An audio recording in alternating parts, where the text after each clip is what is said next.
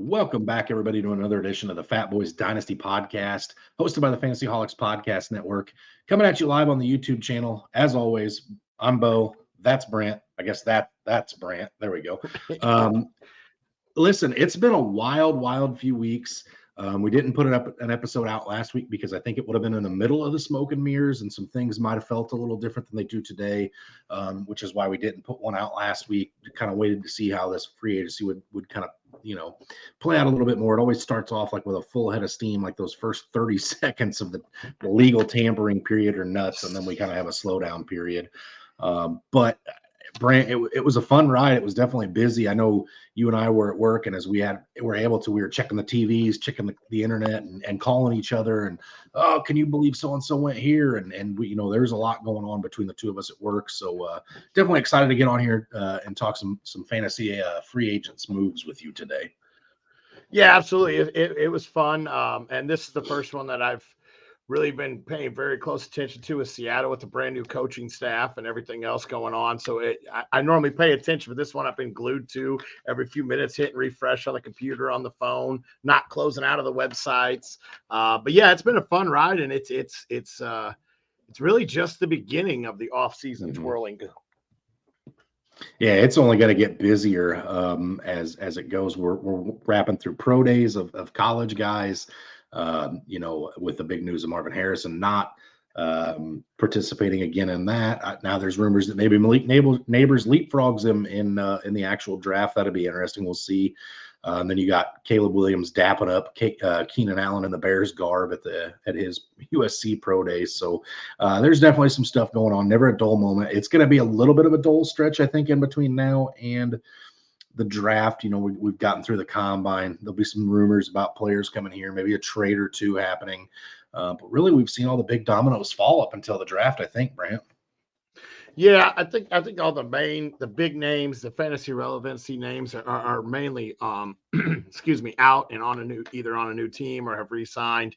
And that's what we're going to break down today is really break down some of these free agents and talk about what to expect next year with them. Is their ceiling going to be higher with their new team, lower with their new team? Are they even going to be a starter with their new team? So yeah, we're definitely going to talk about that. All right, Brant. Well, let's go ahead. It sounds like we're at a smorgasbord of an episode. Let's get those bibs on so we don't get messy. And let's eat. Let's eat.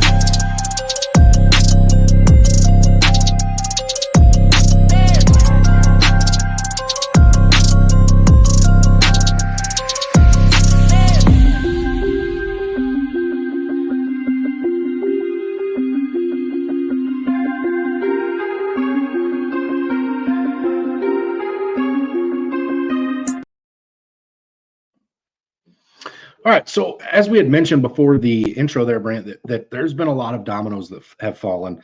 Really quick before we start going team by team here and talking about some of the fantasy relevant stuff, there are some fantasy relevant names still that have not fell yet. So I want to go through some of those real quick, be super brief. You tell me if there's any names in here that you still like or that have value in your mind. For the quarterback position, you've still got Ryan Tannehill and Carson Wentz that have not signed. Maybe with Tannehill as a spot starter. I don't see a whole lot with Carson Wentz. I don't know if you agree or disagree there. I think they're both destined for backups. Okay. Running backs, there's still some interesting names. This list 4 years ago would have got a lot of us salivating. J.K. Dobbins, Cordero Patterson, Zeke Elliott, and Clyde Edwards-Helaire are all still unsigned running back free agents, Brant. I want to say Dobbins so bad, but nothing on that list gets me too excited. Zeke, maybe if he goes back and gets behind a line, we saw some flashes of fantasy relevancy, but as of that list right there. It's not looking good. Okay. All right. Wide receiver, I still think has a little bit of some value to pump into some offenses here. Michael Thomas, who you have been in love with, out of love with, in love with. OBJ, who you hated, kind of liked a little bit towards the end of last year. Somebody who I love, Hunter Renfrow, Tyler Boyd, and Michael Gallup still out there for wide receivers. Yeah, I think Gallup's going to fall. That was just a release just a few days ago. I think it was. Hunter Renfrow will find a way to be in a slot. He's one of those guys. If Belichick was still in the league, I think he already would have been signed wherever Belichick was, just because he is that type of guy that he likes. So I think those two there are going to be a big hit. And then the rest, Boyd, and then we just got to wait and see what happens with them. Okay.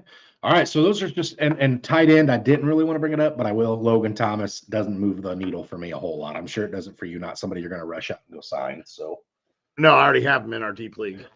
There you go. All right. All right. Let's get into these actual signings, and we're going to talk about the fantasy impact they have a little bit. So let's start with the Buffalo Bills, Brant. Curtis Samuel is the one that I've gotten written down that I think is a needle mover for this team. I think it maybe gets that Gabe Davis-esque role. I think it takes I don't know if it takes pressure off of Allen or not, because I think Curtis Samuel will be more it'll be more average. Like, it'll happen more often, more routine, I guess, than what Gabe Davis did. Gabe Davis would explode and be quiet for a few games. I think this won't be as big of explosions, but I think it'll happen more often. Yeah, it's either Gabe Davis or not Gabe Davis. It's either going to be Curtis Samuel or Mac Hollins falling into that. I could see that being a small camp battle there. I know Samuel had his explosion on and off over the last couple of years. I think it'll be fun to watch. But if I have to draft early or these guys are out on the waivers and I only get one shot at it, I'm definitely going with the Curtis Samuel role here. I think that he's going to have the leg up in order to move forward. But both those receivers could end up actually very valuable in that offense. I agree. I like both of them a lot. Anything attached to Josh Allen's fun for fantasy. Moving on to the Miami Dolphins, Brant, I have Jonnu Smith, who they got just before legal tampering period was able to start due to him being cut by my Atlanta Falcons. Had one of his best seasons of his career last year with Atlanta. Miami's kind of absent a tight end. The rest of that offense is pretty fun. I do like Jonnu Smith here. Yeah, I do too. We saw flashes of there in Atlanta of what he is capable of for somehow taking away targets from Kyle Pitts. Don't understand that still. But I do think Jonnu's going to be have some value. I don't think you're going to be talking about him. Well, this guy's a top 10 tight end every single week. There will be weeks that he will be very valuable. I think he'll be a very good streaming option in deep leagues. If you do have a backup tight end, he wouldn't be a guy that I'd be too upset about holding for a backup. Okay. All right. I'm going to move on to the Patriots. I've got Antonio Gibson to compete with Ramondre Stevenson and KJ Osborne. I like KJ Osborne quite a bit. Is there a chance? For me, this screams like an opportunity for KJ Osborne to be a wide receiver one in an offense. Granted, it is a disgusting offense, not one that I'd necessarily want to own. Juju kind of didn't work out. Devonta Parker didn't work out. But I think Ramondre's got this backfield on lockdown. Brant Gibson doesn't bother me much. I like KJ Osborne a little bit more as far as what he could have potential role-wise.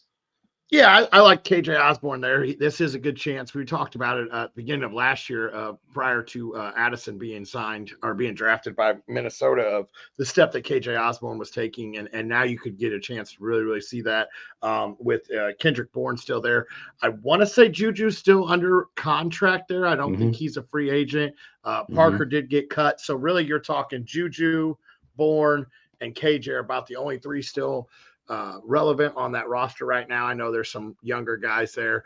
So I do like KJ Osborne. This is a guy that I'll be probably looking to make a stab late, barring them adding one in the draft, a top guy. Sure. And then Gibson, like I've always said, he's a former receiver turned into running back. So he could take some of that pass catching role away from Ramondre. And Stevenson, if you think about it, 2 years ago had a lot of pass catching role. Last year he was involved quite a bit prior to getting banged up. So this could bring Stevenson's value down just a little bit, Mhm. bringing Gibson into the mix. But yeah, Mhm. KJ is the one that I'm really excited for there. Okay. Moving to the last team in this division, the New York Jets, with I think the biggest single move out of any team in this division based on fantasy relevancy, is Mike Williams. Brant was cut by the Chargers and signs with the New York Jets on a 1-year deal. I love it right now. This is a right now. I love it. We are going to have to get something. They are going to have to get something to protect Rodgers in that draft, or even one of his best friends there that got cut by Green Bay, possibly. But yeah, I think Williams right now. I absolutely do love this fit. We know Rodgers can support multiple receivers. He is coming back from injuries. I think Mike Williams will be a wide receiver 2 by the end of this offseason. When you talk about fantasy relevancy here. Okay. It is worth noting, Brant. I want to double check that I get the name right. Yes. They did get Tyron Smith, the dominating offensive tackle from Dallas. They signed him in a 1-year, $20 million deal. And then they also traded for Morgan Moses with the Baltimore Ravens. So they've spent some money. They did sign another offensive lineman, John Simpson, I'm not familiar with, but they did add some protection for Aaron Rodgers, which, listen, if Aaron Rodgers makes it through a full game this year, it'll be more than we got last year. So we don't need to get ahead of ourselves asking for too much out of that Jets franchise there. So, all right, moving right along into our next division, I think we'll start off with an absolute banger here. Ravens add Derrick Henry, Brant. What do you make of the Derrick Henry signing with the Ravens? You and me have been talking about this since the trade deadline of last year, that this would be the best thing for Derrick Henry to keep his career rejuvenated. Just imagine you're a defense and you got to stare at that run option. What do? Do you want to get ran over by the freight train of Derrick Henry, or do you want to look stupid out there getting juked out of your boots by Lamar Jackson? This is going to be amazing. This is going to be deadly to watch. It's going to be so much fun to actually watch. Could he possibly be able to throw the ball a little bit more there with Lamar Jackson? Derrick Henry? Yes, Derrick Henry will throw the ball. Derrick Henry probably will have more touchdowns by the end of the year than Lamar does throwing. It will be. It's going to be fun to watch. It's going to be interesting. We've already started to see the Derrick Henry workout off-season videos already starting to sneak their way onto Twitter and all that. So it's going to be fun to watch. And I think Derrick Henry is back into that top 12 running back talk. I know he had a missing, I don't want to say a missing year last year, but he was a down year last year. But I think he's back into that top 10 running backs.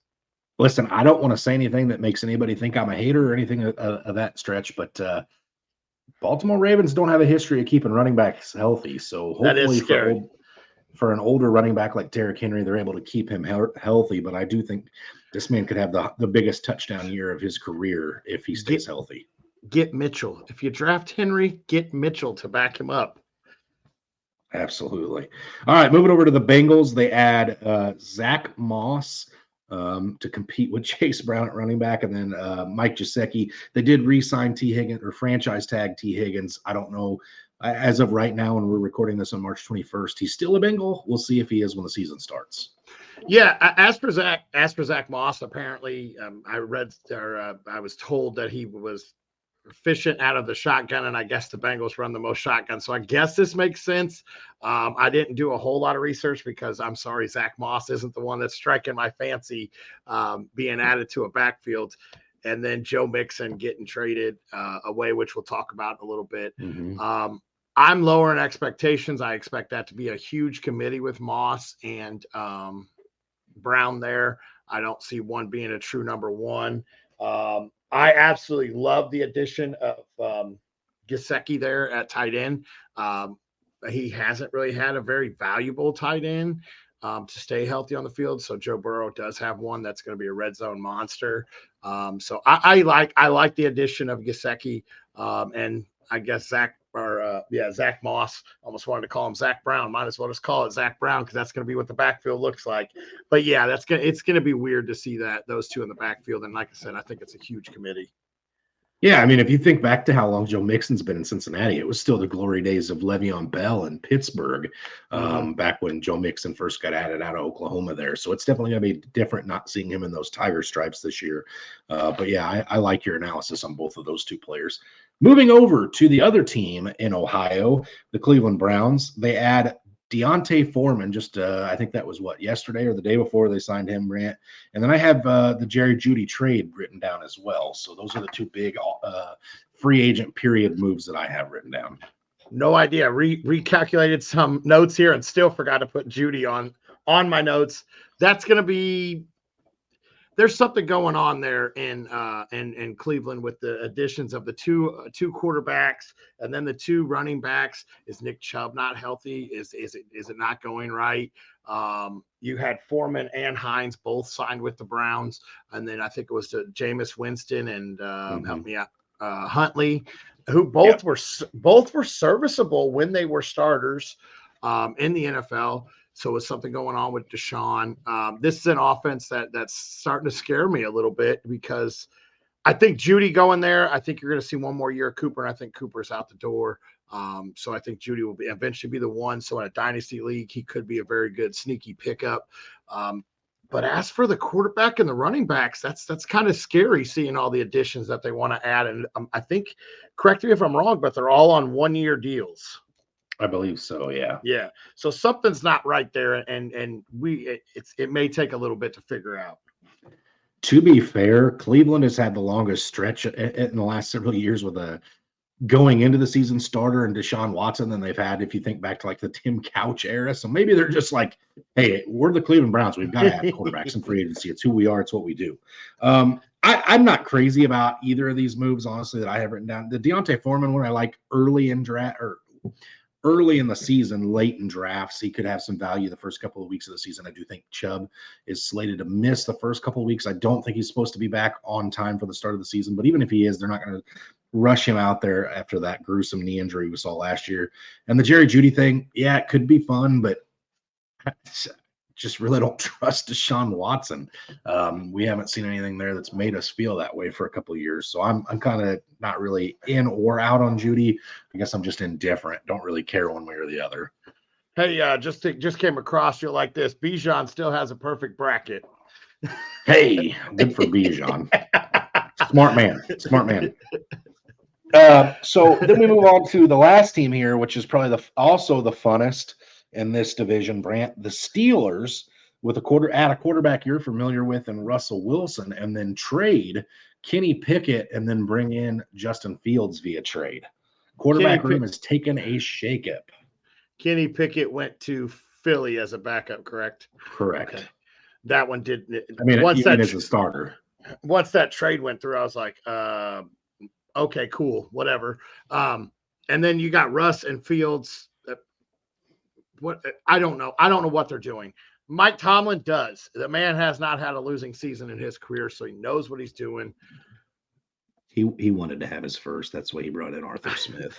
I guess. And then they ship out their number one weapon there with Johnson. Pittsburgh's another. This whole division is shaking up. They're just shaking everything up in this whole division. I'm going to trust Mike Tomlin. I assume that we're going to see a lot of Najee, like in the Derrick Henry role back in the Tennessee Titans days. And Russell and Fields are going to sure. I don't know what they're going to do. You're going to get 1 week. They're just going to alternate weeks. 1 week it's going to be Russ. 1 week it's going to be Fields. Just going to alternate weeks. It is noted that Tomlin, I guess, called Russ and said, hey, this trade went through. Yes, you are the starter, though. So anyone that wants to give up a 102 for Justin Fields, by all means, I'll be more than happy to take that. But nothing's going to shock me with this team anymore after going out and getting both these guys. Right. I agree. All right. Moving on to the AFC South. We've got the Texans, Joe Mixon via trade, and then they did re-sign Dalton Schultz. Joe Mixon, I love this. For CJ Stroud, I absolutely love this. I love all about this. I'm not sure it's a huge boost for Joe Mixon, but if Joe Mixon was not going to be on the Cincinnati offense, this is about the best place for him to go. I don't think he loses an ounce of value here, Brant. Yeah, Dalton Schultz re-signing That's going to be a good one for them. And you and me both talked. Add a veteran into that backfield with Stroud, and that's what they did. They went out and they got a veteran on the cheap. They were like, "No, you're not hitting free agency. We're going to trade for you." This is a smart move by the Houston. Oh my goodness, did I actually say that? A smart move by the Houston front office going out and getting this guy. This is going to be an absolute steal in a lot of drafts because people will be sleeping on Mixon too. It's going to be another fun offense to watch, a young offense with a veteran in the backfield. I absolutely love this. Okay. Indianapolis Colts. I don't really have a whole lot written down. They did sign Joe Flacco in case Anthony Richardson gets hurt. Not much to see here in my mind. I don't know if you feel differently about the Colts than I do, Brant. It is noted Pittman did re-sign, I think, a 3-year deal. So he will be staying with the Colts. He will be tied to that young quarterback. So that's good for them. Correct. Jacksonville Jaguars, Mac Jones via trade. Again, another kind of a head scratcher, but for as cheap as you got him as a backup, I guess it makes sense. And then the big move for the Jacksonville Jaguars was they did allow Calvin Ridley to walk, and they signed Gabe Davis. Christian Kirk season again, just like 2 years ago. Christian Kirk season again, I think. He slides back into the number one. We saw how valuable that offense was when he was the one. Gabe Davis, I think, is still going to be the same as he was in Buffalo. Boom or bust every single week. That's about all I got for that team. Yeah, I agree here, Brant. I think it's Christian Kirk. I think Zay Jones and Gabe Davis will both pull on each other's value strings a little bit here. One will have a good week one week, one will have a good week the next, and then it'll be a couple weeks of nothing from both of them as guys like Evan Ingram and others come in and steal work. So not a whole lot of move the needle there for me with Gabe Davis. Again, kind of a lateral from his value previously. Last team in the division, Tennessee Titans. One of the busier teams with fantasy relevancy in this division. Quarterback, they signed Mason Rudolph. Tony Pollard is, by all stretch of the imagination, the new starting running back. And then Calvin Ridley was signed. So first, before we get into this, Brant, I want to get your opinion out there on what this does to Tajay Spears and or Treylon Burks moving forward. Treylon's been the number one for two years there, so he's seen the number one coverage. This could really help Treylon Burks, possibly. They're getting a new coaching staff too as well. As for Tajay, all you did was sign an older version of Tajay Spears. In my mind, yeah, he can run the ball. Okay, he can catch the ball. You sign an older version of Tajay. This is a split. This has committee written all over it. You no longer will have that. Yep, Derrick Henry's getting 300 carries. Nope, now it's 150 and 150. Don't forget DeAndre Hopkins was the one in Tennessee last year. Nobody was, let's be honest. So Treylon, hey, D-Hop did have that 4-touchdown or 3-touchdown game against my Falcons. So, but I think really all this does is it just pushes D-Hop down a peg. I expect Calvin to be the guy. This new coaching staff went out and said, that's our guy. They spent a buttload of money on him. I expect him to be the one. D-Hop to be the 1B. I don't know where this leaves Treylon Burks. I'm a little nervous for Burks. Can he get traded? That would be best case scenario, depending on where he went. But I mean, send him to Carolina. Let's I don't know. They're loading up too. All right, moving on to the last division in the AFC West. I've got the Broncos. I put nothing. They've done nothing that really excites me on offense for fantasy. The only thing they did is they said, watch this guy, hold my beer and watch this. Kaboom. We're going to blow everything up and have everybody scratching their head and take one of the biggest, if not the biggest cap hits in NFL history. I guess you could make the argument that maybe this is good news for Javonte Williams because they didn't go sniff any of those backs. That's about all I got there. The Chiefs, Marquise Hollywood Brown and Irv Smith is what I've gotten written down there, Brant. Irv Smith, you're probably a year or 5 or 10 whenever Travis decides to hang it up before he's real relevant. God, Marquise Brown is going to be so tempting this year. Don't fall into the bait of, he's going to be a top 10. He's going to be the greatest receiver this year. I do think he will be good. But I still think Rashee Rice is the best receiver on that team.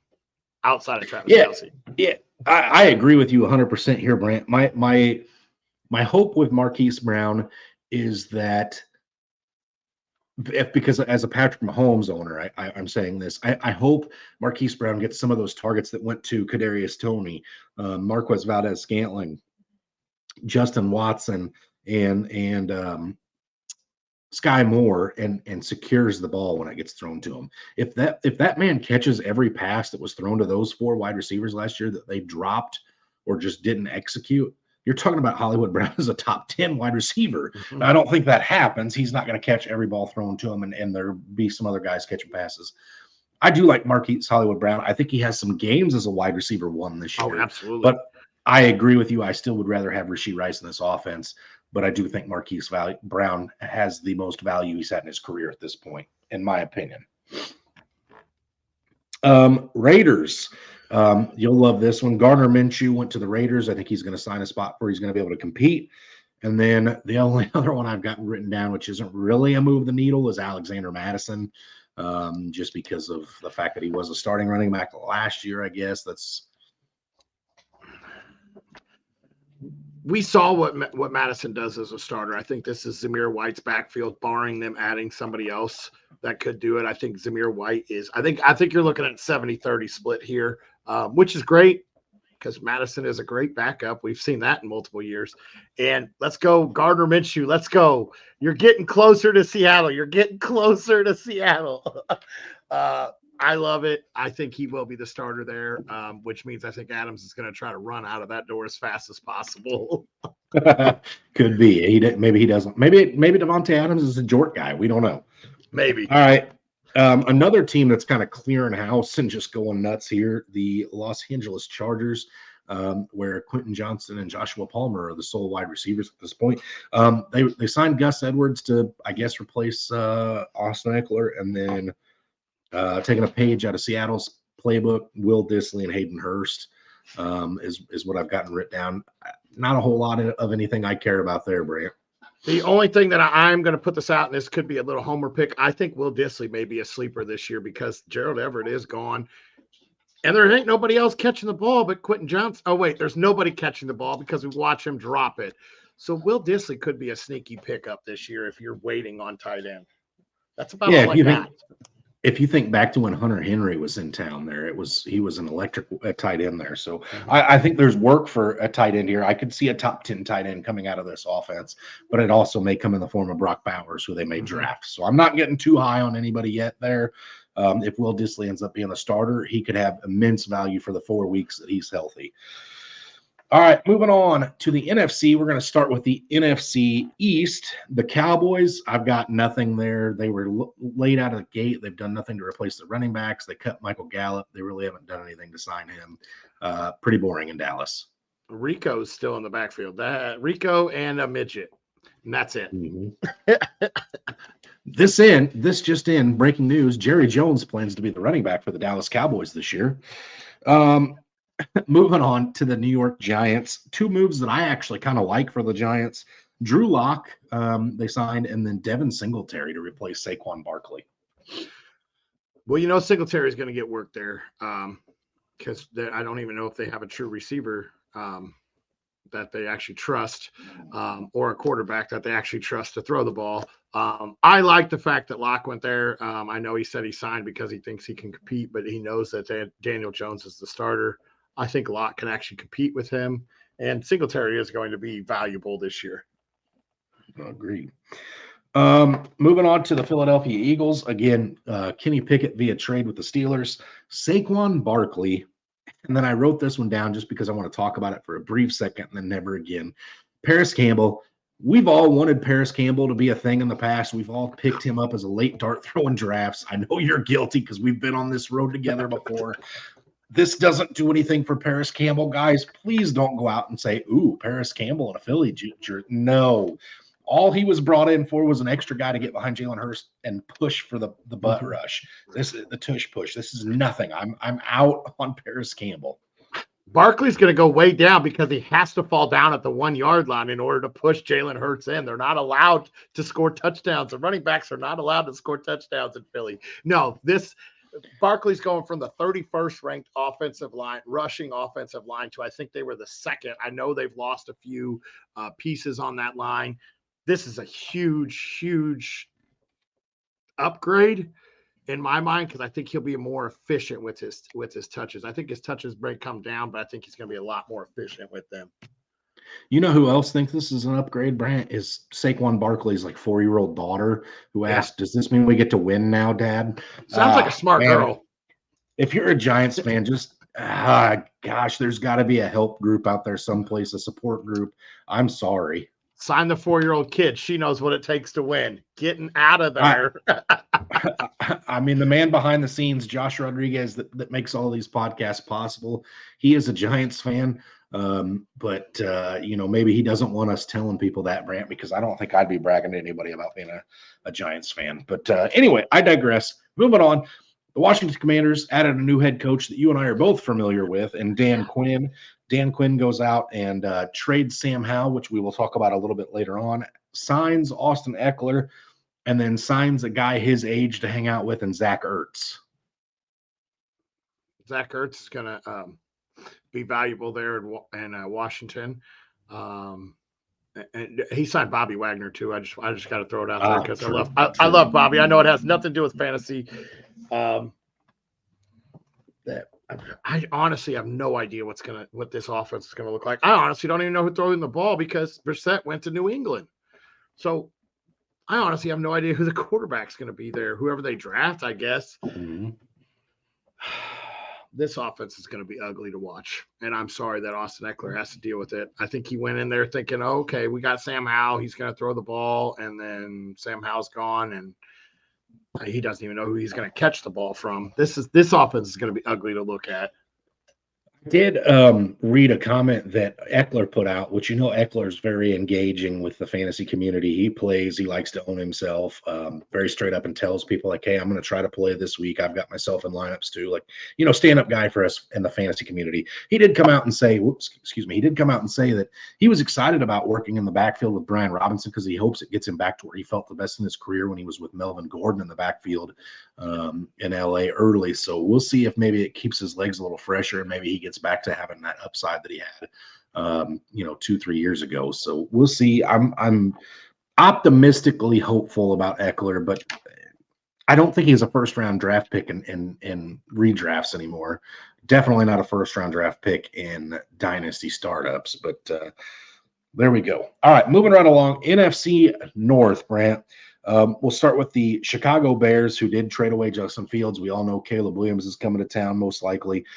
They started off with the first move of free agency when it became legal. DeAndre Swift signed with the Bears to, solidify their running back field. And then Keenan Allen via trade, another big move. Ryan Poles is making some moves in town there.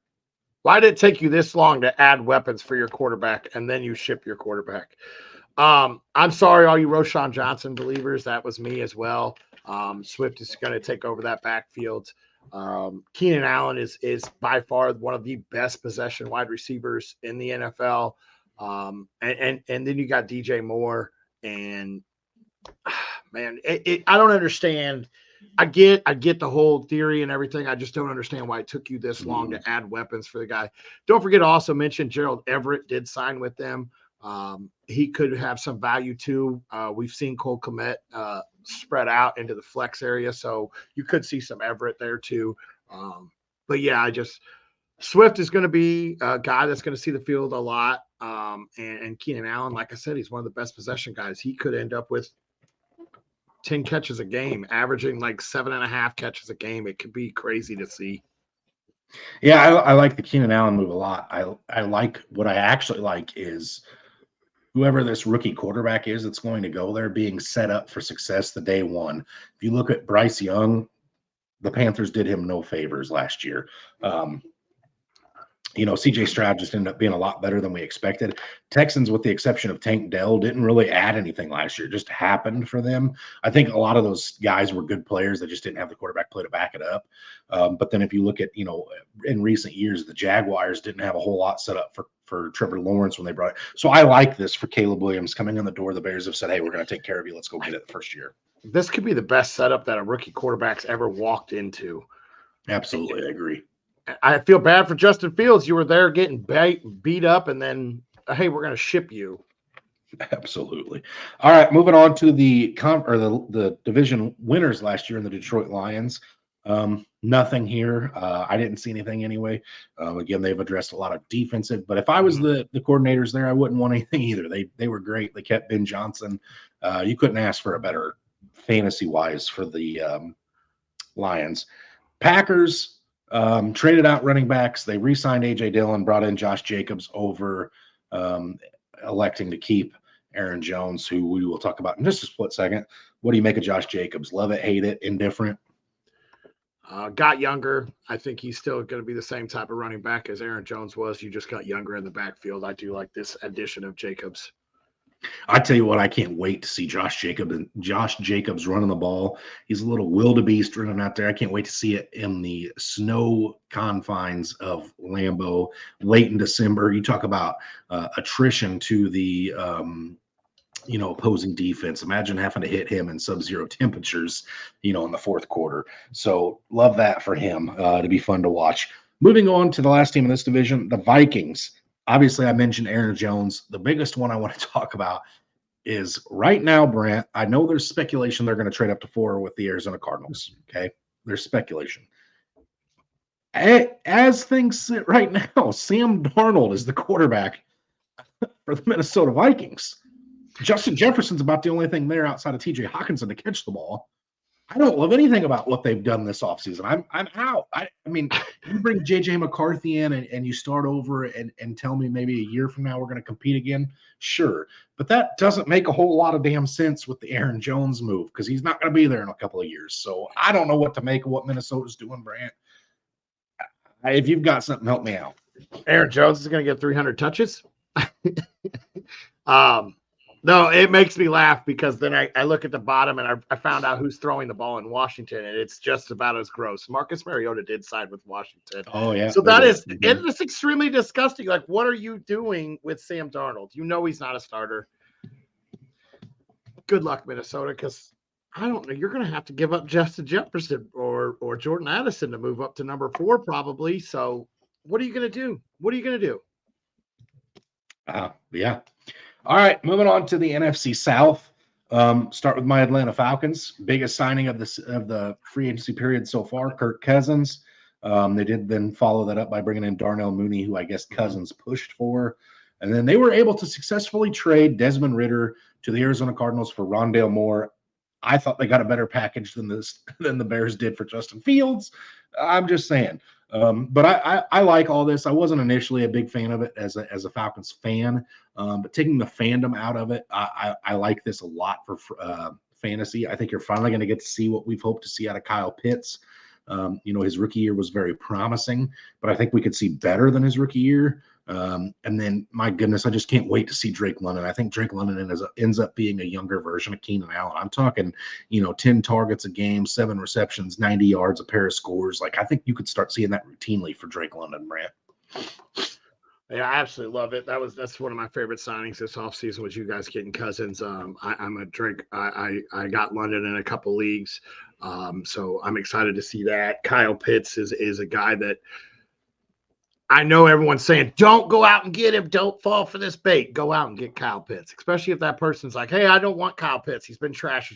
Go get Kyle Pitts. All right. Go trade for Kyle Pitts right now. I don't care what everyone says. Cousins is going to make this offense take that step forward. Your defense was already decent last year. It's going to get better. I assume now that you guys have Cousins, you will address that at the 8th overall. I think 8th, right? Mm-hmm. I think you'll address the defensive side with the 8th overall. I absolutely love this addition. Yep. All right, moving on. Carolina Panthers. Really, the only thing I got for them is Deontay Johnson via trade. Absolutely love that for Deontay Johnson. I love it. I love it for Bryce Young too. I love it. I absolutely love it. Give him somebody that's a little younger, another possession guy. I think Thielen is still there. So you got 2 good possession wideouts. I absolutely love this move. Here's my thing with Deontay Johnson. He's going to slide into that Thielen role from last year. Hyper targets, scheming the ball to be in his hands.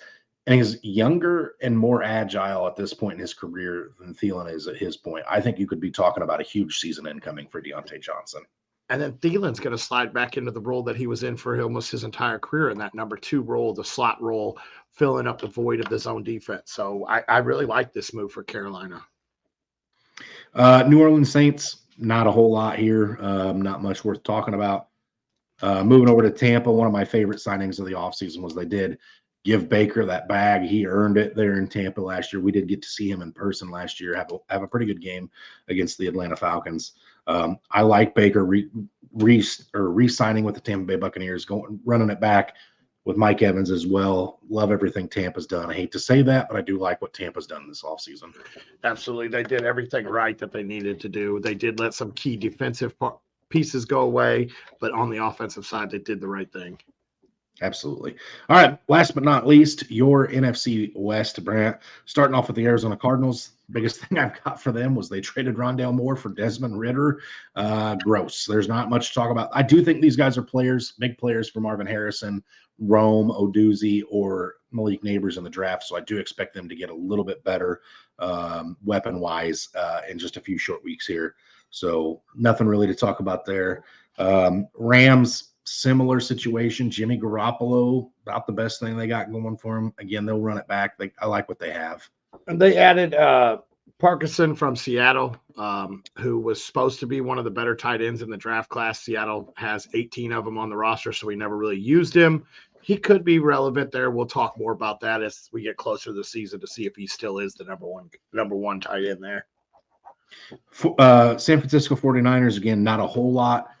Josh Dobbs is about the biggest thing I've got going on in San Fran for off-season wise.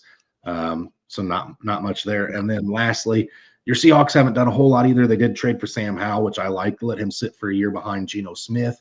We've already seen what he's capable of in an NFL offense. I wonder if Seattle did get their quarterback in the future here with Sam Howell for a cheap price.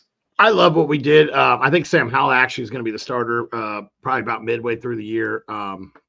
He showed what he was capable of. Yeah, I know he threw 21 interceptions, but I still like this fit. They loved him in the draft the year that he was picked, and they wanted to trade up for him, but they never did because Seattle doesn't know how to trade up. But they waited a few years and went and got him for even cheaper then. So I do love this move. Yeah, absolutely. So like I said, it's been a busy, few weeks in free agency. We'll still see some dominoes fall. We've still got some things to happen. We've got the draft coming up. It's a good time of the year for fantasy. It's not too much to where you have to be on the phones every single day, but it's enough that you stay into it, right? I know there's been some trades in some leagues I'm in. It's been a fun period here. So definitely we'll be getting out. I want to mention it. We will be live on the night of the draft doing some instant reactions to the first round as it happens. We will have a couple others join us, it sounds like, with that. So should be a fun time had by all for that, Brant.